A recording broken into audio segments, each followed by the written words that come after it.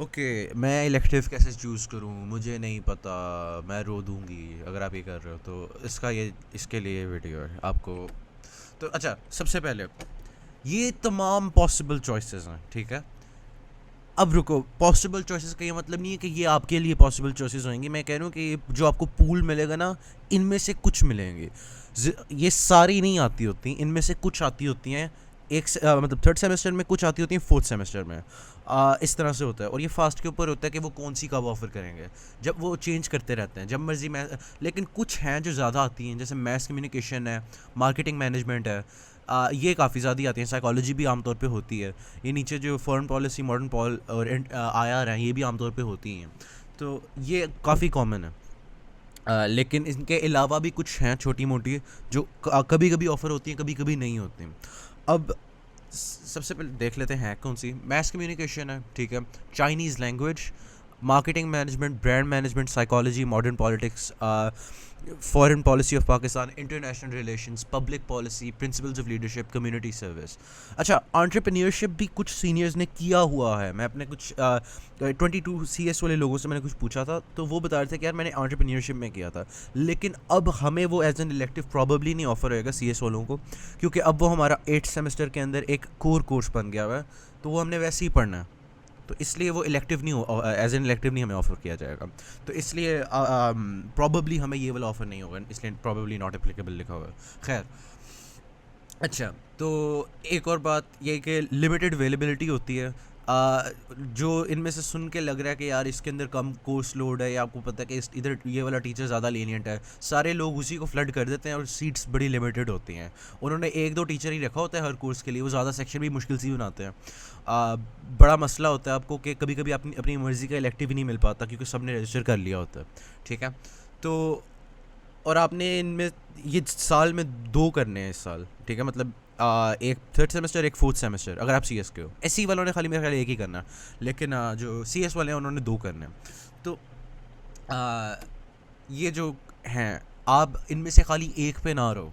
क्योंकि अगर आप समझते हो यार मैथ्स कम्युनिकेशन, इसके अंदर वर्कलोड कम है, यैपिंग ही करनी है, मज़े का काम है, आप अगर इस पे रहोगे ना, तो दो बात है। एक, आपको वैसे अगले सेमेस्टर भी एक और चूज़ करना ही पड़ना है। और दूसरी बात, ज़्यादातर लोग उन्हीं के ऊपर जाएंगे जो जिसकी तरफ आलसी जाना चाह रहे हैं, ठीक है। तो हाँ, वही बात। क्योंकि अगर मैं यहाँ पे कहूँगा यार इसमें GPA आ जाता है, इसमें रटा काम है, तो सारे उसी के उधर जाएंगे ना, लाइक। तो रजिस्ट्रेशन के वक्त सारों को तो नहीं मिलना ना। तो आप कोशिश करो, इस वीडियो का गोल किसी हद तक ये है कि आप इन सब इलेक्टिव्स के अंदर एक तो आपको पहचान हो जाए इसके अंदर हर स्पेसिफिक इलेक्टिव में क्या डिफरेंस है। मतलब आप फॉरेन पॉलिसी ऑफ पाकिस्तान पढ़ते हो और इंटरनेशनल रिलेशंस पढ़ते हो, इनमें क्या डिफरेंस है, आपको ये काफ़ी क्लियर हो जाएगा। कि देख के तो ये सारी एक चीज़ लग रही है, मॉडर्न पॉलिटिक्स और international relations, foreign policy, public policy, ये तो सारी यार मतलब मिलती जुलती बातें, सारी पाक स्टडीज़ हैं। लेकिन इनके अंदर काफ़ी डिफरेंसेस हैं कोर्सेज़ के अंदर। और बस यही है, ठीक है। उसके अलावा बस यही है कि मतलब जब आप चाइनीज़ लैंग्वेज भी देखते हो, तो आप कहते हो यार क्या चवल डाली हुई, मैं तो नहीं करना। तो बस मेरा गोल ये है यहाँ पे कि जो तमाम है उनको, उनके कुछ एस्पेक्ट्स जो हैं नोटवर्दी, कम से कम वो अप्रिशिएट कर सको, ताकि आपको जब पढ़ना पड़ जाए 6 अगले महीने, तो आप रो ना रहे हो। क्योंकि मेरा ख्याल नहीं है कि आपको अपनी मर्ज़ी का मिलेगा। मैंने नहीं किया हुआ, मुझे नहीं पता, मैं भी आपके साथ ही हूँ। मैंने भी सारी इन्फॉर्मेशन मर मरा के सीनियर्स को नॉय करके ही लिए, लेकिन फिर भी खैर, ये सारी बातें हो गई। अब असल में कोर्स टू कोर्स जाते हैं और देखते हैं क्या है। हाँ, ठीक हो गई, ये मैंने बात कर ली है। हाँ, ठीक। सबसे पहले है मैथ्स कम्युनिकेशन। अब ये 2017 का एक पास पेपर है। मेरा ख्याल है पास पेपर्स देख के काफ़ी अंदाज़ा हो जाता है कि आपसे क्या एक्सपेक्ट किया जाता है, कि आप क्या करोगे, ठीक है। तो पहला सवाल देखें तो, define communication and draw a diagram of model. तो यार ये वही जेनेरिक वाली शिट की हुई है। जब आप कोई कोर्स पढ़ते हो, सबसे पहले कहते हैं लेक्चर 1 में व्हाट इज़ मैथ्स कम्युनिकेशन। तो ये उसी चैप्टर पे से जो पहले एक दो लेक्चर है उनमें से ही सवाल पूछा हुआ है बेसिकली। उन्होंने अपने कोई मॉडल दिया होगा कि यार हम इस तरह से डिफ़ाइन करते हैं, उसके ये एस्पेक्ट्स होते हैं। The process of communication setting, brackets में फॉर्म्स, क्योंकि उन्होंने शायद फॉर्म्स के नाम से पढ़ाया हो, फॉर्म्स ऑफ कम्युनिकेशन या प्रोसेस जो भी है। इसके अलावा question number 2, describe the role of technology in mass communication. अब ये बस जिस तरह से बचपन में हम ऐसे राइटिंग करते थे वही है, बस यैपिंग करनी है। Discuss functions of mass communication in society, ये भी बस यैपिंग करनी है। आपको थोड़ा बहुत तो पढ़ाया होगा, कुछ टॉकिंग पॉइंट्स उन्होंने पहले के दिए होंगे, पूरे सेमेस्टर आपने पढ़ा ही होगा कुछ मैस कम्युनिकेशन के बारे में, किसके क्या फंक्शंस हैं, लेकिन थोड़ी सी आपने यैपिंग ही करनी होगी। आई गेस कुछ लोग कहेंगे यार ये रट्टा, लेकिन यार ये रट्टा नहीं है, फक यू, ओके, ये रट्टा नहीं है, ठीक है। ये मेरा ख्याल है ये नॉन रटा कोर्सेज में सबसे पहले नंबर पे मेरा ख्याल मैथ्स कॉम ही आएगा। खैर, question number 3, A define column writing and list kinds of columns, ठीक है, तो ये भी प्रॉबली पढ़ाया ही जाएगा जो पूछा गया। Right a comprehensive note on feature writing, ठीक है। उसके अलावा फुल स्क्रीन से बाहर हो गया, मैं रोने वाला हूँ। क्वेश्चन नंबर 4, प्रिंट मीडिया के ऊपर नोट लिखो, television as a prime medium of mass communication, the origin and functions of internet, और नोम चॉम्स्की का प्रोपेगेंडा मॉडल। ये मुझे काफ़ी इंटरेस्टिंग लगा था कि मतलब आप शायद अगर आपको नोम चॉम्स्की का पता तो आपको खुद ही समझ आ जाए कि मुझे क्यों इंटरेस्टिंग लगा था। लेकिन मैस कम्युनिकेशन के अंदर किस तरह से मतलब एक्चुअली इंटरेस्टिंग शिट भी पढ़ाई जा रही है, अगर ये सवाल पूछे जा रहे हैं। लेकिन ये 2017 का है, पता नहीं, और टीचर टू टीचर बहुत डिपेंड करता है।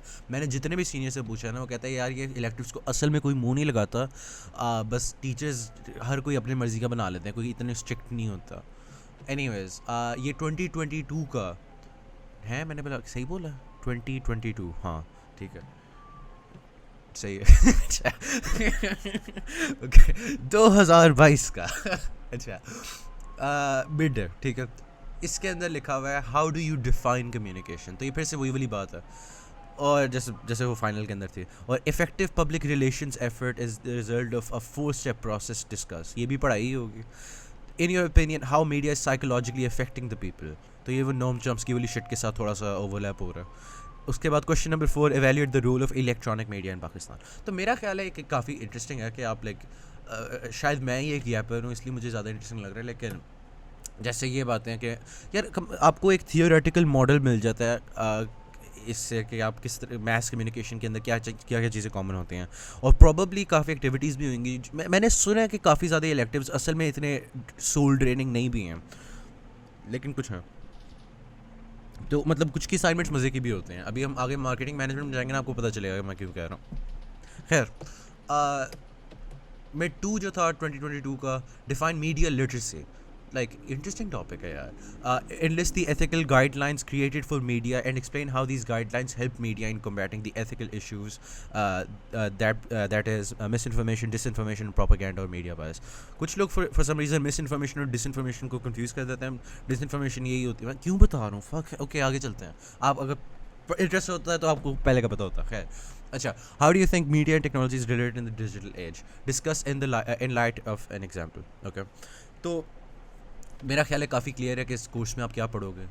आपको कम्युनिकेशन के बारे में कुछ मॉडल्स पढ़ाए जाएंगे, आपको ये चीज़ें पढ़ाई जाएंगी, क्या रोल क्या होता है, प्रोसेस क्या होती है कम्युनिकेशन की, क्या एथिकल गाइडलाइंस होती हैं मीडिया के अंदर, इलेक्ट्रॉनिक मीडिया और प्रिंट मीडिया, क्योंकि ये असल में ज़्यादातर उनके लिए जो आगे जाके किसी मीडिया की पोजीशन में जाना चाहते हैं, पब्लिक स्पीकिंग करना चाहते हैं। तो और वैसे भी अगर आप कभी आई गेस यार, वैसे कम्युनिकेशन एक अच्छी स्किल है। आप चाहे आप मैस कम्युनिकेशन नहीं भी कर रहे होगे, आप इंडिविजुअली यार ये देखो प्रोपेगेंडा मॉडल, इन्फ्लुएंस किस तरह से करना। कम्युनिकेशन का मकसद क्या होता है, लोगों को मैनिपुलेट करना, ठीक है। तो आप अपनी प्रोफेशनल लाइफ में काफ़ी लोगों से कम्युनिकेट करोगे, और मेरा ख्याल है अगर आपके पास मैस कम्युनिकेशन स्किल्स होंगी, आपके पास इंडिविजुअल 1-to-1 कम्युनिकेशन स्किल्स भी बेहतर हो जाएगी प्रॉबली, आई एम गेसिंग, ठीक है। तो आई थिंक ये एक अच्छा कोर्स है जनरली, और अगर आपको नहीं पता चल रहा कि क्या लूँ तो ये एक अच्छी ऑप्शन है। आगे आती है चाइनीज़ लैंग्वेज। अब कुछ लोग साथ ही क्लिक ऑफ करके अगले वाले पे +10 सेकंड्स वाला करते रहेंगे, लेकिन या फिर टाइम स्टैम्प्स, मैंने जो इतना मेहनती आदमी हूँ, मैंने टाइम स्टैम्प्स डाली होती हैं, उनमें से किसी को क्लिक कर लेंगे। लेकिन मैं काफ़ी ज़्यादा जैसे मेरे मामू हैं, ठीक है, वो एक बिज़नेस ओनर हैं। अब वो भी चाइना जाते हैं वगैरह, वो चाइनीज़ में बात करते हैं, चाइनीज़ इन्वेस्टर्स वगैरह के साथ बिज़नेस डीलिंग्स होती हैं। पाकिस्तान में आपको इन्वेस्टमेंट कौन देगा अगर आप कोई बिज़नेस ओनर हो या इस तरह की बात है, तो ये इसका फ़ायदा है, ठीक है। लाइक आपके पास एक ज़्यादा बड़ी मार्केट का एक्सेस आ रहा है, आप एक दुनिया की इतनी बड़ी पॉपुलेशन के चंक के साथ अब आप इंगेज कर सकते हो। एक काफ़ी और वैसे भी काइंडा कूल है, ठीक है। आप वाह आई नहीं कह के आप चाइनीज़ में किसी क्यूटू को आई लव यू भी कह सकते हो, I guess, right. Like I think अगर आप बोर हो रहे हो तो ये भी एक अच्छी चीज़ है। अच्छा, एक बात है, यहाँ पे आपको वो गंदे वाले चाइनीज़ कैरेक्टर्स नहीं पढ़ाते, बल्कि एक पिनियन नाम की चीज़ पढ़ाते हैं। अच्छा, अगर मैं यहाँ पे जाऊँ, मैं लिखूँ मायोना का दुआओ तथा की, वो वाला जो गाना था स्टे विद मी, ये जो मैंने लिखा है मायोना का दो, ये जो है, ये रोमनाइजेशन है ना। अगर मैं यहाँ पे जीनियस पे जाऊँ, ये जो लिरिक्स हैं इसके, ये असल में जैपनीज़ में गाना है, लेकिन ये इंग्लिश स्क्रिप्ट में लिखे हुए हैं वही साउंड्स को, ठीक है।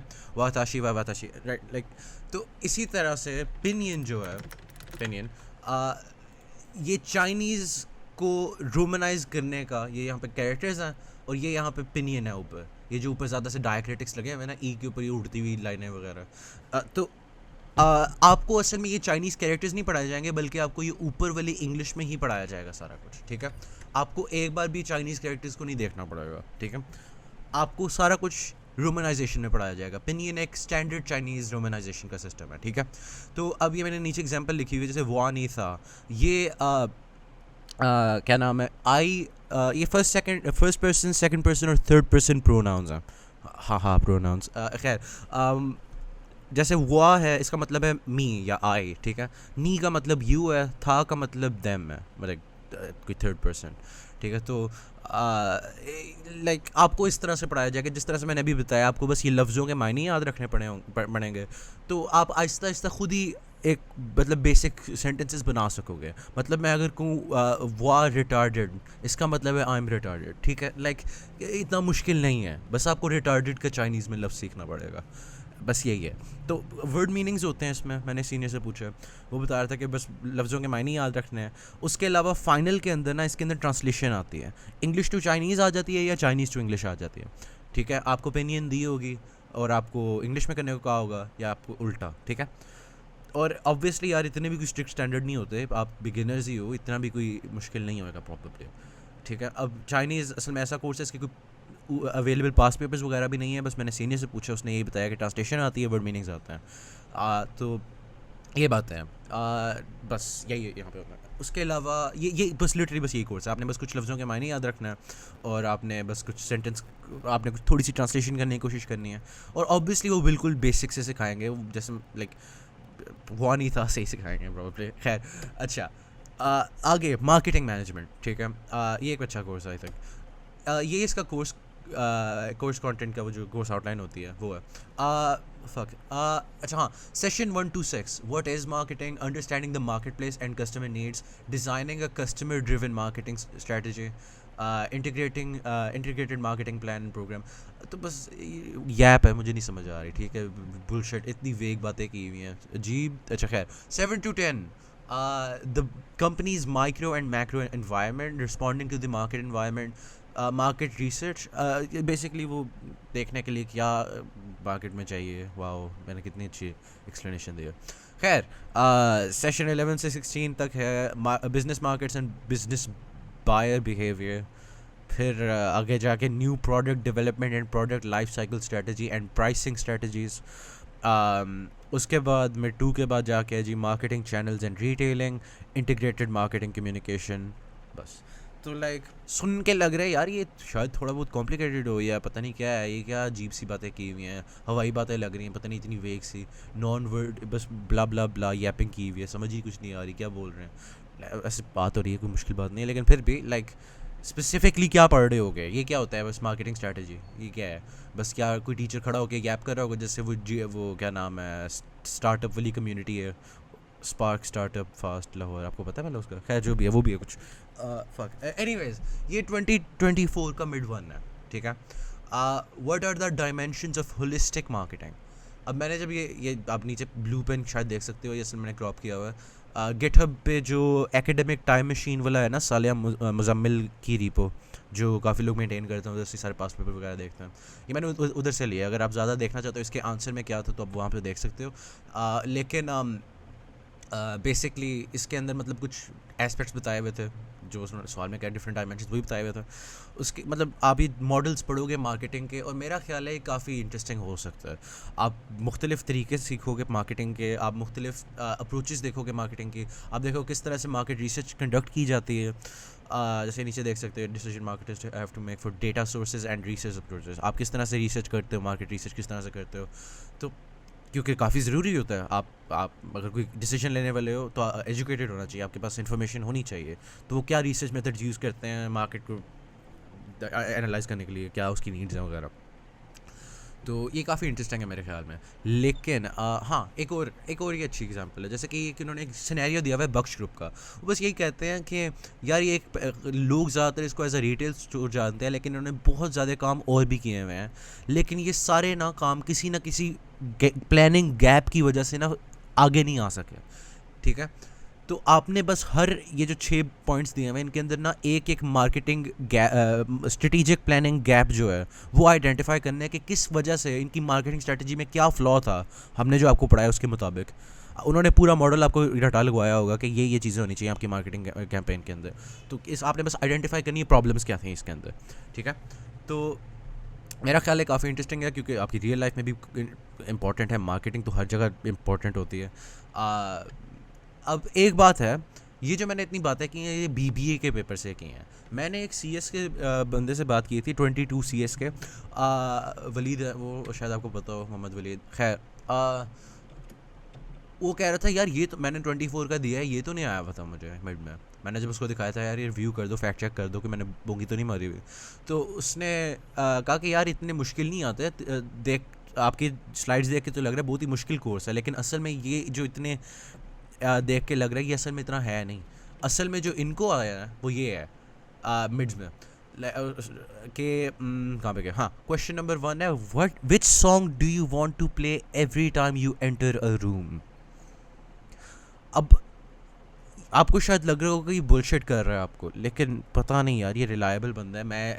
मैं किसी हद तक इस बंदे पे यकीन करता हूँ। ठीक है, लाइक इसने मुझे विनलैंड सागा रेकमेंड की थी और वो एक अच्छी एनिमे थी। ठीक है, बस मैं यही कहूँगा। आगे question number 2, which would you like as a pet, a dinosaur और अ ड्रैगन, गिव रीजंस। ये सवाल आए हुए हैं आपके मिड में, व्हाट द फक। लाइक एक तरफ ये एक्चुअली यूज़फुल है by the way, right, like interesting है। शायद मैं नर्डी हूँ मुझे लग रहा है, लेकिन अगर आप मेरी तरह नहीं हो तो शायद आपको ये ज़्यादा फ़नी लगे। हाँ, डायनासोर या ड्रैगन। ऑब्जेक्टिव आंसर ड्रैगन है by the way. Anyways, finals के अंदर क्या आया था, मैं फाइनल का एक क्वेश्चन बता देता हूँ, what are the colours of a rainbow. अब आपको ये, अब अगर ये झूठ हुआ तो ये मोहम्मद वलीद को ही पकड़ो, लेकिन इसने ये बात मेरे से 2 मुख्तलिफ इंस्टेंसेस में की हुई है। एक मुझसे कोई मतलब 2 दिन पहले की थी, उसके बाद एक जब मैंने उसे स्लाइड्स रिव्यू करवाया तो उसने फिर से कहा यार नहीं तूने मिस रिप्रेजेंट किया हुआ है, मुझे ये आया था। अगर मुझे भी डाइजेस्ट करने में मुश्किल हो रही है कि ये पढ़ा रहे हैं या ये पेपर में आ रहा है, लेकिन I guess she's built different. ठीक है, like I don't know. Okay, और प्रोजेक्ट क्या था, असाइनमेंट की बात नहीं, वो बाद में आएगी आई थिंक। खैर, फाइनल प्रोजेक्ट में मोस्टली जो सारा सेमेस्टर पढ़ा होता थोड़ा थोड़ा जोड़ कर एक पूरा मार्केटिंग मॉड्यूल टाइप बनाना होता। इट्स डिवाइडेड इन पार्ट्स, बाकी it all depends on the teacher. Obviously वही बात की सारी चीज़ें टीचर पे डिपेंड करती हैं। अभी एक और बात आपको पता चलेगी इस टीचर के बारे में। खैर, एनीवेज, असल प्रोजेक्ट क्या था, मैंने जब उससे पूछा उसने कहा we had to choose a failed company और product due to bad marketing and then revive it. Basically उसकी मार्केटिंग स्ट्रेटजी बुरी थी, जैसे ये बक्स ग्रुप वाली एग्जांपल है। आपको दिखाया हुआ है इसकी कोई बुरी मार्केटिंग स्ट्रेटजी थी, आपने आइडेंटिफाई करने थे फॉल्स और एक बेहतर बना के दिखानी थी कि यार ये एक बेहतर मार्केटिंग स्ट्रेटजी है। तो मेरा ख्याल है ये काफ़ी इंटरेस्टिंग है और इससे आपको शायद फ़ायदा भी हो ज़िंदगी में, राइट। अब कोर्स आउटलाइन होनी ही चाहिए आमतौर पे कि एक प्रोजेक्ट होएगा, ग्रुप प्रोजेक्ट होता है वो, मेरा ख्याल है, और क्विज़ेस 3, बस इसके अंदर कोई असाइनमेंट्स नहीं है। लेकिन ये लड़का मुझे बता रहा है कि ये जो मिस शहारमन खटक जो भी है नाम, ये जो हैं इन्होंने क्विज़ नहीं लिए, खाली असाइनमेंट्स लिए हैं, और एक असाइनमेंट थी जिसमें खाली पिक्चर्स खींचनी थे। अब मेरे पास इसका प्रूफ भी है, मुझे इसने ईमेल की हुई अपनी वो असाइनमेंट, लेकिन उसने कहा लीक नहीं करनी है, क्योंकि वो दूसरों की भी तस्वीरें वगैरह, क्योंकि वो ग्रुप प्रोजेक्ट था, और 150 भी नहीं, वैसे कम ही लग रही थी तस्वीरें, लेकिन बेसिकली यही था कि मतलब पता नहीं ज़्यादा रिवील करूँ या ना करूँ, बस यही था कि एक टॉपिक था। अब उस टॉपिक के इर्द गिर्द मुख्तलिफ कीवर्ड्स के लिहाज से आपने कुछ पिक्चर्स लेनी थी। मतलब एग्जांपल थी एक सेफ्टी की, एक लफ्ज़ है सेफ्टी, उस आपने कुछ ऐसी फ़ोटोज़ लेनी है जो सेफ्टी की वाइब गिव ऑफ करे। तो बेसिकली आप ये आई थिंक समझ आ गया होगा पॉइंट। तो ये एक मज़े का कोर्स है, आई थिंक चिल लग रहा है। और मेरा और ये जो मिस वाली बात है, पता नहीं यार ये टीचर लगती है नहीं लगती यार, अंडर स्टाफ्ड है, कुछ नहीं होता, ये आमतौर पे एक दो टीचर ही वही पढ़ा रहे होते हैं और कोई नहीं पढ़ाता। कभी कभी कोई नया टीचर भी आता है आपकी ज़िंदगी ख़राब करने, लेकिन हाँ खैर ये बात हो गई इसकी। अच्छा हाँ, अब कुछ और असाइनमेंट्स जो मुझे वो पुराने वाले पोर्टल पे मिल गए, लेकिन ये प्रॉबली बीबीए की होंगी, वो ये हैं। आप पॉज करके देखना चाहते हो तो देख लो, मेरा ख्याल है मैंने काफ़ी हद तक आपको बता दिया कि इस कोर्स में आपको क्या मिलेगा, इसलिए मैं इसको पढ़ने नहीं वाला। ये बस ये है कि क्वालिटेटिव और क्वांटिटेटिव रिसर्च के बारे में बताया जाएगा कि यार आपको पता ही है, असल प्रॉपर रिसर्च की बात की जाएगी, किस तरह से मार्केट रिसर्च कंडक्ट की जाती है। काफ़ी इंपॉर्टेंट टॉपिक है, मुझे इंटरेस्टिंग भी लगता है, आम इंसानों को नहीं लगता होगा, लेकिन आई गेस व्हाटएवर। अगला टॉपिक ये भी उससे शायद मिलता जुलता ही है, ये ब्रांड मैनेजमेंट है, ठीक है। ओ भाई सही बटन दबाया ना, हाँ ठीक है। ये शाहजेब ने मुझे बताया था कि फ़लानी किताब है ये केलर वाली, स्ट्रेटिजिक ब्रांड मैनेजमेंट, इसके पहले 10 चैप्टर ही जो है ना, ये कोर्स है आपका। तो उस बंदे की बात मानिए तो मान लो, आई गेस। तो आप देख सकते हो यहाँ पे कि व्हाट इज़ अ ब्रांड, वाला मजाक किया हुआ है। उसके बाद एक ब्रांड स्ट्रेटजी क्या होती है अच्छी, किस तरह से डेवलप की जाती है, ब्रांड एक्विटी कैसे बिल्ड की जाती है। अगर आपको ब्रांड एक्विटी नहीं पता तो वो ये है कि मतलब जैसे कि आप लेज़ देखते हो, उसकी थोड़ी सी वैल्यू है ना, क्योंकि वो ब्रांड आप रिकग्नाइजेबल है, आपको पता है कि एक रिलायबल, ओके नहीं लेज़ अच्छी एग्जांपल नहीं है, इसराइल बॉयकॉट लाइक कोई अच्छी वाली ले लो यार, अच्छी ब्रांड, वो क्या होता है, खैर ऑक्सीमोरन बात आगे। अच्छा, measuring and interpreting brand performance, वही मार्केट रिसर्च वाली बातें ही हैं कि किस तरह से आप रिसर्च करते हो। आई थिंक नहीं फक आई एम रिटार्डेड, ये नहीं है, कोई और था, ये कुछ और था, ये कुछ और था, मैं भूल गया। मैंने ब्रांड मैनेजमेंट के बारे में इतना नहीं पढ़ा, ठीक है। इसके बारे में मुझे लिटरली आखिरी सेकंड में जाकर पता चला कि ओए अभी तुझे पता है ये भी कोर्स है। खैर, Final 2024. Celebrity endorsement is a useful tool for brand success, but it has a very definite downside. Elaborate on that and give a real life example of the dangers of celebrity endorsements. Facebook is a household name. It is a popular social networking site. Facebook has become a critical marketing component for almost any brand. What are the reasons for that? Obviously, यही है कि यार वहाँ पे लोग होते हैं, जहाँ लोग हो के वहाँ पे ब्रांड से मार्केटिंग करेगी, व्हाट द फक। खैर ये वही बात है कि मतलब मार्केटिंग के खाली मतलब ब्रांड एक्विटी के बिल्ड करने वाले एस्पेक्ट के साथ ही है। मार्केटिंग एक ज़्यादा जनरल चीज़ है। मतलब अगर हम यहाँ पे जाएँ कि एक मार्केटिंग स्ट्रेटजी क्या होता है, और यहाँ पे आप सिर्फ ब्रांड एक्विटी वगैरह के बारे में पढ़ोगे, ये ज़्यादा फोकस्ड है। वो एक जनरल है टॉपिक है, ये उसी के अंदर एक छोटा टॉपिक है। तो इसके अंदर आप ज़्यादा डिटेल में पढ़ोगे ब्रांड एक्विटी किस तरह से बिल्ड की जाती है, किस तरह से मेजर की जाती है, और सोर्सेज क्या हैं वगैरह, ये है बस एक कोर्स। अब ये पता नहीं किस साल के फाइनल क्या है, लेकिन 24 का ही होगा आई गेस, लग तो नहीं रहा क्योंकि 24 का ही पास पेपर पड़ा हुआ है, कोई और होगा, आई डोंट नो। खैर ये क्वेश्चन उसने लिखे हुए हैं, explain the 7 C's of communication and also tell which one is the most important for you and why. Pick a local Pakistani brand and tell how you will establish its brand equity. Explain the main points of qualitative research techniques, quantitative research techniques, big 5 characteristics, brand audit understanding, and how would you conduct it. Questions of brand management paper. खैर मेरा ख्याल आपको एक general idea हो गया कि marketing management से किस तरह से डिफरेंट है, ये ब्रांड एक्विटी के ऊपर ज़्यादा फोकस्ड है। बस यही इसके अंदर खास डिफरेंस है, वरना तकरीबन वही वाली बात है मार्केटिंग वाली। अब अगला आ जाता है टॉपिक साइकोलॉजी का। अब साइकोलॉजी काफ़ी इंटरेस्टिंग लगती है हर किसी को ये सुनने में, देख के लगता है यार कूल है, लेकिन अब कुछ लोग कहें यार CS का तो यार ये तो इररिलेवेंट हो जाएगा, हम हमारा तो है ही नहीं, लेकिन हम तो CS के स्टूडेंट हैं या SE के स्टूडेंट हैं या किसी और के स्टूडेंट हैं। या फिर आपने शायद उसकी टीचर के बारे में कुछ बातें सुनी हो कि यार एक ही टीचर है और वो एक अच्छी टीचर नहीं है।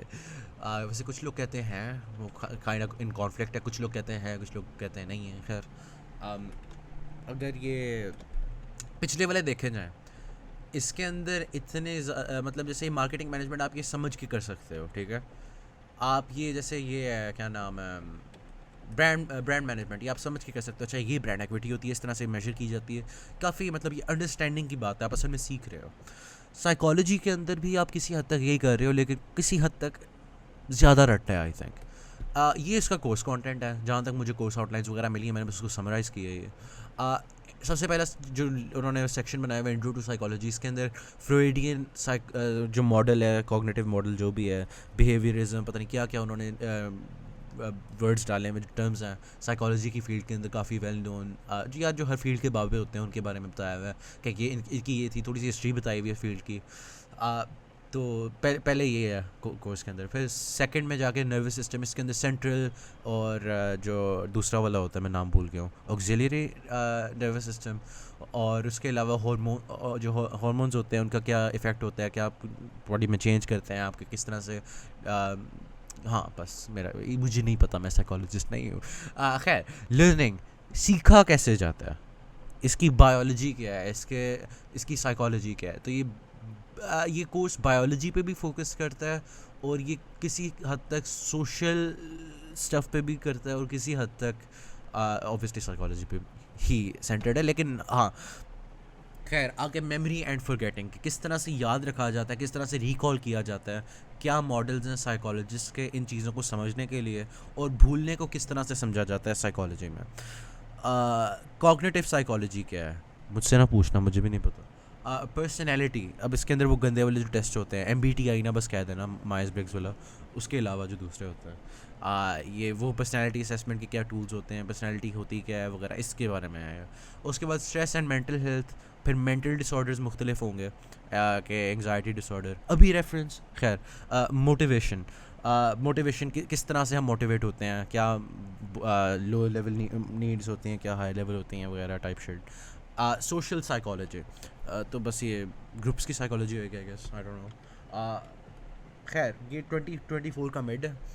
Imagine you are learning to play 2 musical instruments simultaneously, the piano and the guitar.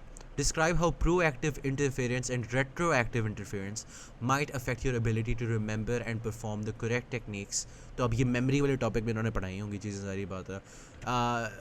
And melodies of each instrument. Discuss how the factors such as the similarities or dissimilarities between the instruments and the timing of practice sessions might impact the learning of each instrument. तो उन्होंने काफ़ी मेरा ख्याल है studies वगैरह ही share की होंगी इसमें लर्निंग के रिलेटेड, और आपने बस उनको इस्तेमाल करना होगा अपने सवालों के अंदर।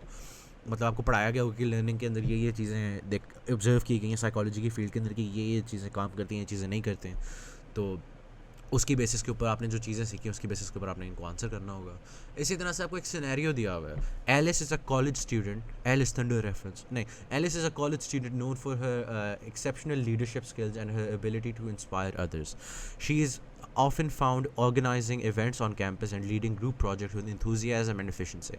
Additionally, Alice is known for her honesty and reliability, traits that have earned her true trust and respect. अब इस तरह से एक पूरा सिनेरियो बताया हुआ है, और असल में पूछा क्या जा रहा है, based on Alport's categorization of personality traits, which traits exhibited by Alice would fall under cardinal, central and secondary categories.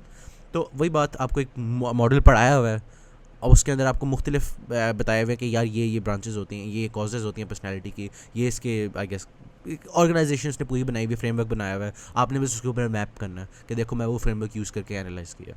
ठीक है, आगे question number 3, explain the following memory dysfunctions. अब मेमोरी वाले टॉपिक के अंदर मेमोरी डिसफंक्शंस का भी एक छोटा सा टॉपिक था, मैंने देखा था वो उसके अंदर आउटलाइन में, तो ये उसमें से पूछा गया कि provide elucidation for each Alzheimer's disease, amnesia, retrograde amnesia, anterograde amnesia and Korsakoff's syndrome.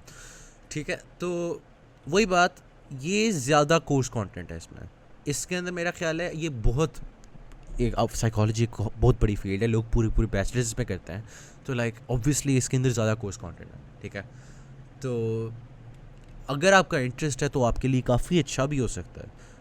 अगर आपका इंटरेस्ट, आप यार रिलेटिव होते हैं, सारे डले बैठे होंगे, ठीक है, तो लाइक हाँ आप कुछ कर ही लोगे, जीपीए की जहाँ तक बात है, यूर एडमिस in adventurous jungle race navigating rugged terrain and solving puzzle. अच्छा यार ये वाला मुझे पता है क्या है, मैंने पढ़ा हुआ है बहुत बार। यही है कि अच्छा मुख्तलिफ उन्होंने दिखाया कि आप पहले अपनी जर्नी में यहाँ पे थे, फिर आपने यहाँ पे थे, फिर आप यहाँ पे थे। अब बताओ कि आपने अपने इस जर्नी के हिस्से में कौन सी मेमोरी का कंपोनेंट यूज़ किया फलाने मॉडल के मुताबिक। और इस मौके पर जैसे कि यहाँ पे later you encounter a tribe sharing folklore about a mythical creature set to grant wishes. तो अब जैसे ये बात है, ये किसी यूंगियन ना मॉडल बता दें बस ये, खैर मतलब किसी मॉडल के अंदर आपकी डीप मेमोरी के अंदर कोई उन्होंने एक कैटेगरी बनाई हुई है, आपने बस उसके ऊपर मैप करनी है। आपने मॉडल्स पढ़ने हैं और आपको सिनेरियोज दिए जाएंगे, जिन सिनेरियोज को आपने उन मॉडल्स के ऊपर मैप करना है, बस यही है। What are the major types of personality measures? ये मेरा ख्याल है एक लॉन्ग क्वेश्चन नहीं होगा, वैसे सारी लॉन्ग है आई गेस। हाँ खैर समझ आ गई होगी आपको क्या है। यहाँ मॉडल्स पढ़ाए जाते हैं और आपने अपने पेपर्स वगैरह के अंदर आपको सिनेरियोज दिए जा रहे हैं जिनको आपने मैप करना है उन मॉडल्स के लिहाज से। कोर्स कंटेंट ज़्यादा है उसका, अब आपकी मर्ज़ी, आपने करना है करो, नहीं करना ना करो। आगे है मॉडर्न पॉलिटिक्स एंड गवर्नमेंट, ठीक है। 2024 का ये फ़ाइनल है, ठीक है। ये वाला मुझे बाद में भेजा था ना मेरा, हाँ ये ऑनलाइन नहीं मिल रहा था, ये मेरे बेस्ट बॉयफ्रेंड ने भेजा था। एक सेकंड, वो मुझे गालियाँ देगा। खैर, politics is an art of possibilities. Politics is not a monologue, it is a dialogue. It is understanding and engaging with contrary ideas to reach a consensus for a better stability and peace. यार ये क्यों आप डाल देते हैं हर जगह? खैर whatever. Discuss and substantiate your answer with your understanding of theory and practice of politics. तो theory वही होती है political theory, और practice उसको implement करने का तरीका, I guess. Practice से ही समझ लो। आपने बस बताने के different ideas को किस तरह से एक अच्छी सोसाइटी डील करती है वगैरह, ठीक है। The world is passing through a streak of populism which has already triggered a debate around populism and democratic theories. How does the contemporary discourse surrounding populism converge with or diverge from democratic principles? तो आपको obviously democracy के बारे में काफ़ी detail में पढ़ाया जाएगा, और आपने और पॉपुलिज्म के बारे में भी पढ़ाया गया होगा। तो आपने बस आइडेंटिफाई करना है कि पॉपुलिज्म के कौन से कैरेक्टरिस्टिक्स हैं, या आपने एनालाइज करना है। आप एक पॉलिटिकल एनालिस्ट बन रहे हो, ठीक है। और अगर आप एक लार्पी इंटरनेट डिबेटर हो, कीबोर्ड वॉरियर हो, तो आपके लिए शायद ही काफ़ी इंटरेस्टिंग भी हो, लाइक मी फॉर। खैर, what is your stand on populism particularly in its relation to democratic principles? क्योंकि कुछ लोग कहेंगे कि यार ये असल में डेमोक्रेसी को टेस्ट कर रहा है, उसके प्रिंसिपल्स को थोड़ा बहुत वायलेट कर रहा है इसका स्पिरिट जो है। तो आपने बस वो कॉन्ट्रडिक्शन को एनालाइज करना और आपने अपना ओपिनियन देना। कुछ लोगों की कुछ राय होंगी, कुछ लोगों की कुछ और होगी। खैर, इसी तरह question number 3, age of information and digitalization can potentially hit the foundations of traditional political theories. Tradition. It has already introduced new modalities that diverge from traditional political paradigms. As a student of computer science, how do you think that that societies and human beings collectively, यार ये कितने पागल के बच्चे हैं, इनको लिखना नहीं आता। एक सेकंड, मैं इंसानों की तरह यही जुमला बोलता हूँ। As a student of computer science, how do you think we can address the challenges of preventing information from being wielded as a tool to manipulate and manufacture public opinion and the will of the people? इतना लंबा बोलने की जगह societies and human beings collectively, like we कह दो जान, इतने 5 words एक लफ्ज़ बोलने के लिए लगाए हैं, अजीब। खैर, substantiate your answers with the theories and examples you have studied in the course of modern politics and government. YAP है, ये YAP फेस्ट है, ठीक है। आप अगर एक कीबोर्ड वॉरियर हो तो ये आपके लिए बहुत अच्छा कोर्स है। आपने बस यहाँ पे रैंट करना है, लंबी जो आप डिस्कॉर्ड के ऊपर मैसेज भेज रहे हो तो ना वो बस यहाँ पे भेजना है। In a society where the significance of patience, tolerance, peace and coexistence hold paramount importance, how do democracy and constitution contribute to make a society more cohesive, tolerant and peaceful? मतलब अगर एक अच्छी सी सोसाइटी है, can't relate, उसके अंदर democracy और constitution का क्या रोल है और किस तरह से वो इसको अपहोल्ड कर रही हैं, ये है सवाल। तो ये इन दोनों के रिस्पेक्टिव टॉपिक से कोर्स आउटलाइन में आई थिंक डेमोक्रेसी और कॉन्स्टिट्यूशन के, तो यही है। Consider yourself a political theorist और एनालिस्ट गिविंग अ की note speech on democracy, society and political economy. Outline your speech briefly in a 2-page summary with examples, ठीक है। तो ये ऑब्वियसली उनके लिए जो कीबोर्ड वॉर यार, ये बेसिकली अगर आप वॉइस सोसाइटी में हो ना तो आप ये वाला इलेक्टिव लो. Anyways, mid two. Question number 1, critically evaluate and compare the different party systems with examples. Question number 2, how colonialism inhumanely extracted economic resources from the subcontinent. Write a brief note on the types of constitution with examples. तो इस course का मकसद ये है कि आपको यैपिंग आ जाए और आप लोग समझे कि आप समझदार हो, लेकिन असल में आप वही कर रहे हो जो आपने पहले कहना था, बस आप मुख्तलिफ वर्ड्स के साथ वो एक्सप्रेस कर रहे हो. ठीक है. एनीवेज, अगला है इंटरनेशनल रिलेशंस. अब इसका कोर्स कंटेंट जो है ये रियल पॉलिटिक की बेसिस के ऊपर पूरा मैंने ये अच्छा ये उन्होंने टर्म यूज़ नहीं की हुई, लेकिन मैं कर रहा हूँ क्योंकि मैं एक इंतहाई वेला इंसान हूँ जिसको इन टर्म्स का पता है. बेसिकली अगर आपको रियल पॉलिटिक का पता है वो यही है कि असल में सारा कुछ अपने नेशनल इंटरेस्ट के लिए होता है, कोई ह्यूमैनिटेरियन कुछ नहीं होता. ठीक है. तो इस व्यू के लिहाज से ये पूरा कोर्स पढ़ाया गया. इसकी जो क्या नाम है फिलोसॉफिकल अंडरपिनिंग्स है ना, वो यही हैं रियल पॉलिटिक के अंदर और न्यू रियलिज्म और न्यू लिबरलिज्म के अंदर. ठीक है. अब ये टर्म्स आपको नहीं पता होंगी और यही आपको पढ़ाए जाएंगे. न्यू लिबरलिज्म क्या होता है अगर आपको नहीं पता तो आप वैसे बहुत ही वेले दुनिया की करंट इकोनॉमिक सिस्टम जो है वो न्यू लिबरलिज्म. खैर, अच्छा, whatever. Power and balance of power का एक टॉपिक है कोर्स आउटलाइन में. टेररिज्म का टॉपिक है. Diplomacy, foreign policy and national interest. ये मुख्तलिफ टॉपिक्स थे जो मैंने एक ही पॉइंट में लिखे हैं कि मैं वेला हूँ. इंटरनेशनल ऑर्गेनाइजेशन जैसे UN वगैरह, इनका काम क्या है. Post colonialism and the cold war. अब इंटरनेशनल पॉलिटिक्स और उसकी हिस्ट्री की बातें भी हैं. अच्छा, जैसे न्यू लिबरलिज्म है, आपको प्रॉब्ली पहले लिबरलिज्म पढ़ाया जाएगा. एडम स्मिथ की पता नहीं कोई किताबें पढ़ाई जाएंगी, उसके बारे में थोड़ा बहुत बताया जाएगा कि उसके क्या व्यूज़ थे, उसके क्या व्यूज़ थे. उसके बाद आपको बताया जाएगा किस तरह से आइडियाज़ इवॉल्व हुए. और ये पावर और बैलेंस ऑफ पावर के ऊपर मुख्तलिफ राइटर्स की क्या ओपिनियंस थे. टेररिज्म, इसके ऊपर कुछ राइटर्स के ओपिनियंस दे देंगे और आपको वजह वगैरह आइडेंटिफाई करने को कहेंगे. डिप्लोमेसी किस तरह से की जाती है, क्या होती है वगैरह, क्यों ज़रूरी है. फॉरेन पॉलिसी क्यों होती है, क्या होती है, कैसे होती है. नेशनल इंटरेस्ट क्या होता है, क्योंकि फॉरेन कोई आया. Okay wait, fuck. एनीवेज, अगर आप एक रैपर हो और आपको मॉडर्न पॉलिटिक्स वाला कोर्स फॉर सम रीज़न अच्छा नहीं लगा क्योंकि इसके अंदर डेमोक्रेसी और कॉन्स्टिट्यूशन के ऊपर ज़्यादा फोकस है और इसके अंदर यार वैसे ये ज़्यादा इंटरेस्टिंग लगता है मुझे. खैर, जो भी है. Anyways, fancy ass political terms जो हैं वो आपको सीखने को मिलेंगी. उसके अलावा आपको कोल्ड वॉर के बारे में थोड़ा बताया जाएगा. आपको बताया जाएगा कि कोल्ड वॉर जो थी उसके दौरान क्या हुआ, क्या इंटरनेशनल रिलेशंस थे और कौन सी ये चीज़ें जो हमें पढ़ाई गई हैं किस तरह से इवॉल्व हो रही थी. उसके बाद पोस्ट कोल्ड वॉर जो है उसके अंदर इंटरनेशनल पॉलिटिक्स उसके बाद क्या हो गया था. फिर वॉर ऑन टेरर के बारे में बताएंगे, राइज ऑफ चाइना के बारे में बताएंगे और फ्यूचर ऑफ इंटरपोल के ऊपर आखिरी एक चैप्टर डाल दिया हुआ है. ठीक है. तो ये कोर्स है आपका इंटरपोल इंटरनेशनल पॉलिटिक्स. एनीवेज, तो हाँ, इसके अंदर कोई ख़ास बात करने वाली नहीं. और आगे फॉरेन पॉलिसी ऑफ पाकिस्तान. अब इंटरनेशनल रिलेशंस जो है ना वो एक जनरल चीज़ है. उसके अंदर आपको ये मुख्तलिफ आइडियोलॉजीज़ पढ़ाई जा रही हैं जिसकी बेसिस के ऊपर इंटरनेशनल रिलेशंस इस्टेब्लिश होते हैं और डेवलप हो रहे हैं. और इफ़ेक्ट किस चीज़ से होते हैं, जैसे टेररिज्म वगैरह. ठीक है. और डिप्लोमेसी उसके किस तरह से कैरी आउट की जाती है, किस तरह से होते हैं सारी चीज़ें. इंटरनेशनल रिलेशंस के अंदर आपको इंटरनेशनल रिलेशंस पढ़ाए जाएंगे. फॉरेन पॉलिसी ऑफ पाकिस्तान में आपको फॉरेन पॉलिसी ऑफ पाकिस्तान पढ़ाई जाएगी. ठीक है. ऑब्वियसली इंटरनेशनल रिलेशंस का अंदर एक ज़्यादा स्पेसिफिक टॉपिक है अब ये, क्योंकि इसके अंदर भी फॉरेन पॉलिसी का था कि नेशनल इंटरेस्ट होता क्या है और क्योंकि फॉरेन पॉलिसी उसकी बेसिस पे ही बनती है ना. खैर, अब इसका क्या कोर्स कंटेंट है. इसके अंदर history of Pakistani foreign policy है जिसके अंदर पता है क्या है, लियाकत अली ख़ान जब US गए उन्होंने क्या हासिल किया और क्या देना पड़ा, ये है. ठीक है. आपको ये रट्टा मानना पड़ना. ठीक है. ये हिस्ट्री है, बस रट्टा नहीं है यार. आप हिस्ट्री, अगर आपको हिस्ट्री इंटरेस्टिंग लगती है आपको सही में शायद इंटरेस्टिंग लगेगा. खैर, क्योंकि हिस्ट्री के लिए और बस ये इंटरनेशनल रिलेशंस ही है टॉपिक, और शायद वो ऑफर ना हो. कभी कभी फॉरेन पॉलिसी हो जाए, कभी वो हो जाए, कोई नहीं पता.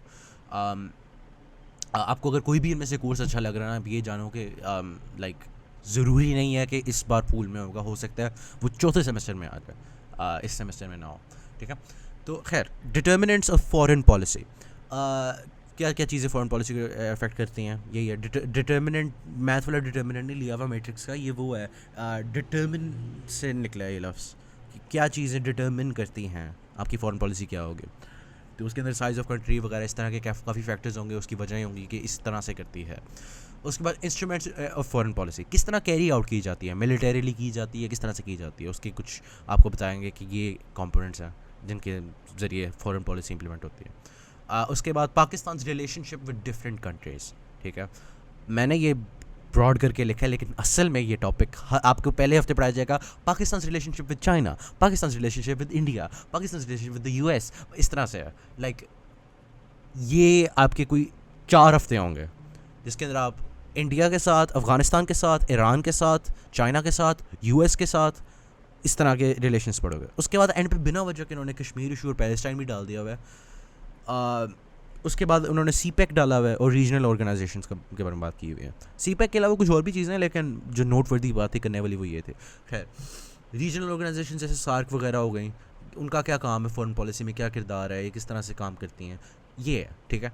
तो ये आपको समझ आ रही होगी कि ज़्यादा पाकिस्तान सेंट्रिक है और ये बेसिकली खाली बताता है कि फ़ॉरेन पॉलिसी होती क्या, कैसे डिटरमिन होती है, किस तरह से कैरी आउट की जाती है, एक अच्छी फ़ॉरेन पॉलिसी क्या होती है, क्या इफ़ेक्ट्स होते हैं, और इस वक्त पाकिस्तान की फ़ॉरेन रिलेशंस किस तरह के हैं।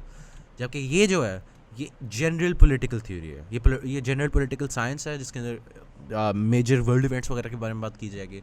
जबकि फ़ॉरेन पॉलिसी ऑफ पाकिस्तान के अंदर फ़ॉरेन पॉलिसी को समझने के लिए पाकिस्तान को एज अ केस स्टडी लिया जाएगा, आई गेस, ठीक है। और आपको उसके मुख्तलिफ रिलेशंस बताए जाएंगे और आपको बताया जाएगा क्या सिचुएशन है और बाद में future of foreign policy of Pakistan इस तरह से होगा। अब इसके मुझे कोई पास पेपर नहीं मिले, लेकिन मैं जब ऑनलाइन सर्च कर रहा था मुझे ये अल्लामा इकबाल ओपन यूनिवर्सिटी जो डिस्टेंस लर्निंग की एक यूनिवर्सिटी है उसकी एक असाइनमेंट मिली थी। ऑब्वियसली उनका सारा कुछ ओपन बुक होता है, क्विज भी, मिड वगैरह भी, आई थिंक सारा कुछ तो नहीं, फाइनल आई थिंक नहीं होता। खैर, मेरा ख्याल है कि ये हमें एक अच्छा आइडिया दे सकती है कि हमें क्या पढ़ाया जाएगा, क्योंकि अक्सर यूनिवर्सिटीज़ एक जैसी चीज़ें ही पढ़ा रही होती हैं इस तरह के टॉपिक्स के अंदर, ठीक है। तो elaborate the role of economic development as a determinant of foreign policy, critically analyze the effects of size of any country on its foreign policy, discuss Liaquat Ali Khan's visit to the US and the benefits that Pakistan gained from that visit। मैं यहीं से वो बात कर रहा था पहले वाली। Why had Pakistan discarded independent foreign policy and adopted the policy of alliances with the West? ठीक है, तो पाकिस्तान की जब आप फॉरेन पॉलिसी की हिस्ट्री पढ़ोगे आपको कि यार उन्होंने इस मॉडल से स्विच करके इस मॉडल पे आ गए थे, तो ये क्यों किया है। तो उसके अलावा what was bilateral agreement defence of March 1959 between Pakistan and the US and in what terms it was different from the mutual defence agreement of 1954। तो आखिरी वाला हिस्सा सुन के मैं कहता हूँ कि यार ये कोर्स मैंने नहीं करना, क्योंकि इसके अंदर मुझे ये गंदी गंदी डेटें याद रखनी पड़ेंगी। आपको पता है पाकिस्तान के अंदर असल हिस्ट्री जब पढ़ा रहे होते हैं उन्होंने डेट्स की मार्क्स देने होते हैं, साथ साथ उन्होंने इस तरह की शिट करनी होती है। बंदे को कितनी डेट्स याद रखे, ठीक है। मैं तो हर वक्त डेट पे गया रखने तो ये इतना अच्छा नहीं है, ठीक है। अभी इबाद ने भी मुझे बताया था कि फ़ॉरेन पॉलिसी ना लेना, आई थिंक उसने यही कहा था, फ़ॉरेन पॉलिसी या आईआर कहा था, क्योंकि ये जो है ये ताहिर रशीद नाम का एक टीचर पढ़ाता है, लेकिन वो मोर ऑन दैट लेटर, ठीक है। लाइक अभी वो बाद में बात की जाएगी क्यों, टीचर्स की बात नहीं अभी करनी मैंने। पब्लिक पॉलिसी, इसके बारे में मुझे नहीं कुछ पता, ठीक है। ये मैंने अपने एक दोस्त को कहा था, उसने अपने एक जानने वाले से पूछा यार तूने ली थी यार क्या था, तो उसने बस यही जवाब दिया भाई ने, public policy is honestly fun because of our sir Raza Zaidi, it's Pakistan policy making that is all the steps required in making policies. How is the grading exactly like Pakistan studies, ICP की तरह ही है। तो लाइक अगर आपको इंटरेस्ट है कि policy किस तरह से बनती है, अच्छी पॉलिसी क्या होती है, history of public policy in Pakistan, इस तरह की चीज़ों में है, तो आई गेस ये भी एक ऑप्शन है, ओके। लेकिन मुझे इसके बारे में इतना नहीं पता। आगे एक घटिया सा कोर्स है जो असल में आपको शायद ऑफ़र भी ना हो, प्रिंसिपल्स ऑफ लीडरशिप। इसके अंदर लिटरली बस ये ऐप करना है, टीचर ने, आपने भी नहीं, टीचर ने ऐप करना, और वेलों वाला कोर्स है, कोई कंटेंट ही नहीं है, बकवास सा कोर्स है। मैंने अभी एक ये लड़के से पूछा, शाहजेब से, वो बता रहा था कि इसके फिल इन द ब्लैंक्स आते हैं और कुछ शॉर्ट क्वेश्चन आते हैं शायद, और ये आपका पेपर होता है। लाइक बताया जा रहा है कि सारे वेले बैठे रहते हैं, सारे क्लास में सो रहे होते हैं, कोई भी इंटरेस्ट नहीं लेता, बस एम ही है। और वो बता रहे थे कि प्रॉबली सर आफ्ताब ही बनाएंगे, और सर आफ्ताब एक प्रोफेशनल यैपर हैं जो बस लाइक आखिर में जाके पढ़ाते भी नहीं इतना अच्छा, कुछ पढ़ने के लिए है ही नहीं भाई, ये कोर्स है क्या, मजाक है, अजीब। तो प्रॉब्ली ऑफ़र नहीं होएगा, लेकिन होएगा तो ये होता है बस। मैं बस ये बता दूँ, ये भी कुछ है। अब बात करते हैं टीचर्स की। अच्छा हाँ, एक बात मैं यहाँ पे रह गई है, पीछे जाता है। कम्युनिटी सर्विस, ये मुझे एक सीनियर कह रहा था कि ये एक नया कोर्स है, इसलिए मुझे इसके बारे में कुछ नहीं पता। तो आई गेस ओके। एनीवेज, अब सारा कुछ कवर हो गया सिवाय टीचर्स के। अब ताहिर रशीद से आप बच के रहें। फॉरेन पॉलिसी और इंटरनेशनल रिलेशंस ये पढ़ाते हैं, और सुनने में आ रहा है कि बड़ी घटिया ग्रेडिंग करते हैं। ठीक है, तो फॉरेन पॉलिसी अगर आप पढ़ रहे हो तो इसके अंदर घटिया ग्रेडिंग करेंगे। अब वो कहते हैं कि अच्छा, बेसिकली ये नहीं है कि घटिया ग्रेड। अच्छा, मैं जिस बंदे से बात की थी ना, वो इतना कोई नर्डी ये नहीं है कि ओ माय गॉड विकीपीडिया के ऊपर मैं आर्टिकल पढ़ूंगा मार्क्सिज्म के ऊपर, रेइफिकेशन के ऊपर आर्टिकल पढ़ूंगा विकीपीडिया पे। वो मेरे जितना पागल नहीं है, ठीक है। लाइक वो एक इंसान है नॉर्मल, प्रॉबली आप लोगों की तरह, प्रॉबली।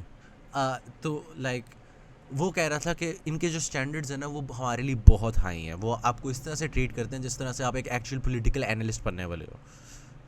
तो आपको गौर से करना पड़ेगा उनके लिए, आपको कोर्स कंटेंट अच्छे से आना चाहिए। लेकिन यार कोई भी कोर्स हो, अगर आपका कोर्स कंटेंट आप साथ साथ पढ़ लो, अच्छी ग्रिप हो, तो लाइक इतनी भी कोई बात नहीं होती यार। खैर बट अगर आपका इंटरेस्ट है तो उधर ही जाओ, टीचरों की बेसिस पे ना इतना करो। लेकिन अगर आपको कुछ नहीं पता आप क्या करो, तो टीचरों से देख लो ठीक है। उसके अलावा साइकोलॉजी टीचर के बारे में मैंने काफ़ी बुरी बातें सुनी हैं कुछ सीनियर से। एक आध बंदा ये भी कह रहा था कि अच्छे हैं, लेकिन मैंने ज़्यादातर बुरी बातें ही सुनी हैं। उसके अलावा अच्छे टीचर के अंदर जैसे ये सर रज़ा ज़ैदी हैं, इनके बारे में मैंने बातें सुनी हैं अच्छी। और इस तरह के, और मिस सुबैना पता नहीं कौन खोखर थी वो। अगर आपको अभी भी मसला हो रहा है डिसाइड करने में, तो मैं बस ये कर सकता हूँ आपके लिए कि मैं शेयर कर सकता हूँ कि मैं क्या चूज़ करूँ, और मेरी क्या लिस्ट है, और मैं किस वजह से क्या यहाँ पे रखा है। मैस कम्युनिकेशन मैंने इसलिए रखा क्योंकि मुझे पब्लिक स्पीकिंग अच्छी लगती है। मार्केटिंग मैनेजमेंट इसलिए रखा क्योंकि मुझे मार्केटिंग में इंटरेस्ट है। मुझे हर चीज़ में इंटरेस्ट है फॉर सम रीज़न, लेकिन है। और मैंने वो जो फोटोज़ वाली असाइनमेंट थी वो क्यूट लगी थी, और मतलब एक काइंड ऑफ कूल है यार कि ओ ये एक डेड प्रोजेक्ट है, क्यों गया था ये इस तरह से, आप इसको रिवाइटलाइज किस तरह से कर सकते हो। आई थिंक ये मॉडल्स पता होना काफ़ी इंटरेस्टिंग रहेगा, चाहे कुछ लोगों को अच्छे ना लगे। इंटरनेशनल रिलेशंस मुझे इसलिए इंटरेस्टिंग लगे क्योंकि यहाँ पे बेसिकली जो फिलोसॉफिकल अंडरपिनिंग्स हैं इंटरनेशनल रिलेशंस की, और कुछ हिस्ट्री है, वो इंटरेस्टिंग होगी। और प्रॉबली उतनी ज़्यादा डेट्स नहीं होंगी जितनी इसके अंदर पाकिस्तान वाले के अंदर होंगे। उतने लकीर के फ़कीर नहीं बैठे होंगे जो इंटरनेशनल पॉलिटिक्स के बारे में बात कर रहे होंगे। उसके बाद ब्रांड मैनेजमेंट है। ये मुझे नहीं पता, ये मैं इतना स्ट्रॉन्गली इसके ऊपर नहीं हूँ, लेकिन शायद मैं मॉडर्न पॉल को इसके ऊपर रख लूँ। लेकिन आई डोंट नो, खैर ब्रांडिंग मैनेजमेंट मार्केटिंग मैनेजमेंट की वजह से ही है, उसकी जैसी है, लेकिन यहाँ पे खाली ब्रांड एक्विटी की बात है। एक्चुअली शायद मैं इसको मॉडर्न पॉल के नीचे ही रखूँ, मॉडर्न पॉलिटिक्स प्रॉबली बेहतर रहेगा। एनीवेज, मॉडर्न पॉलिटिक्स जो है कहाँ पे क्या, इसके अंदर ये यैपिंग जो इन्होंने की हुई है, मेरा ख्याल है कि ये मेरे जैसे यैपर के लिए अच्छी चीज़ है, इसीलिए मैंने इसके ऊपर इतना रखा है। प्रिंसिपल्स ऑफ लीडरशिप मैंने इसलिए यहाँ पे रखे क्योंकि लिटरली एक नॉन कोर्स है, और मैं अगर चाहता हूँ ना कि मेरे पास वर्कलोड कम हो, और अगर मतलब क्योंकि नीचे वाले जो कोर्सेज हैं उसके अंदर या वर्कलोड कम है या सोल ट्रेनिंग है। ओके वेट, कॉल आ रही है। एक्चुअली ऑन सेकंड थॉट शायद मैं प्रिंसिपल्स ऑफ लीडरशिप को और नीचे रखूँ, चाहे वर्कलोड कम हो, लेकिन मेरा नीचे वाली चीज़ों में भी इंटरेस्ट है फॉर सम रीज़न। मैं लिटरली इनमें से कोई भी कोर्स खुशी से पढ़ सकता हूँ सिवाय principles of leadership. Like okay whatever, psychology जो है इंटरेस्टिंग है, लेकिन कोर्स कंटेंट काफ़ी ज़्यादा है, मुश्किल हो सकता है आई गेस। और इसका ऑनेस्टली मुझे फ्यूचर में कोई ख़ास फ़ायदा भी नहीं होएगा। चाइनीज़ लैंग्वेज मुझे मैं ओपन हूँ हर पुट्ठी चीज़ के लिए। अगर मैं यहाँ पे खुल में FL स्टूडियो डाउनलोड किया हुआ है, मैं लिटरली हर कुछ कर रहा हूँ, मैं सब कुछ कर रहा हूँ, तो सिवाय वो चीज़ें जो मुझे डायरेक्टली करियर में आगे बुलाएंगे, चाहे वो लैंग्वेज सीखना है या म्यूज़िक बनाना सीखना है, तो लाइक लिटरली मैं कुछ भी करने के लिए तैयार हूँ। लाइक तो इसलिए चाइनीज़ लैंग्वेज मुझे थोड़ी बहुत इंटरेस्टिंग वो भी लगती है। अब शायद आप बिल्कुल नीचे रख रहे हो, लेकिन मेरी ये वजह। आगे पब्लिक पॉलिसी के ऊपर है फॉरेन पॉलिसी के, क्योंकि पब्लिक पॉलिसी के अंदर आपको पॉलिसी ड्राफ्ट करने के प्रोसीजरलिज्म वगैरह इसकी तरह की चीज़ें समझाई जाएंगी, जबकि फॉरेन पॉलिसी के अंदर आपको पाकिस्तान की हिस्ट्री के अंदर फ़लाने साल में कब गया ये चीज़ें याद रखनी पड़ेंगी, मुझे वो बहुत एड्स लगता है। तो प्रॉब्लली इसलिए मैं ये चीज़ अपनी लिस्ट बनाई है। तो अगर मैस कम्युनिकेशन भर गई हुई तो इसलिए मैं मार्केटिंग मैनेजमेंट में चला जाऊँगा। और फिर अगले साल अगर मैस कम्युनिकेशन अवेलेबल ना हुई तो इस तरह ये ये और हो सकता है कुछ ऑफ़र ना हो रही हो, तो इसलिए मैंने पूरी लिस्ट ही बना ली अपनी प्रायोरिटी की। तो आई रिकमेंड कि आप भी कुछ कर लो इस तरह। एनीवेज़ मेरे पास इतनी ही इन्फॉर्मेशन है। हो सकता है यहाँ पे कुछ चीज़ें इतनी अच्छी ना हो सकता है कुछ चीज़ें मिस इन्फॉर्मेटिव हों, लेकिन मैं भी आप लोगों के साथ ही हूँ। मैंने भी बस सीनियर्स को तंग कर करके इन चीज़ें निकलवाई हैं। इसलिए आई गेस मैं यही कर सकता हूँ। Bye bye, good luck.